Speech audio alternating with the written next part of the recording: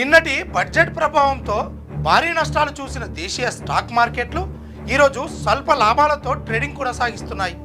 ఉదయం ట్రేడింగ్లో బీఎస్ఈ సెన్సెక్స్ సుమారు 300 పాయింట్ల లాభంతో 80,900 స్థాయిల చుట్టూ కదులుతోంది.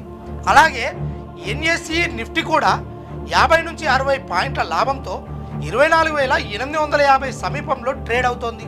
నిన్న డెరివేటివ్ ట్రేడింగ్ పై ఎస్టీటీ పెంపు నిర్ణయం కారణంగా మార్కెట్లో భారీ అమ్మకాలు కనిపించాయి.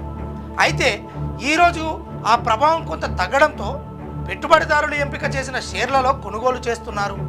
ఇన్ఫ్రాస్ట్రక్చర్, ఎనర్జీ రంగాలకు చెందిన L and T, Adani ports, power grids, Reliance వంటి కొన్ని పెద్ద కంపెనీల షేర్లు లాభాల్లో ట్రేడ్ అవుతున్నాయి.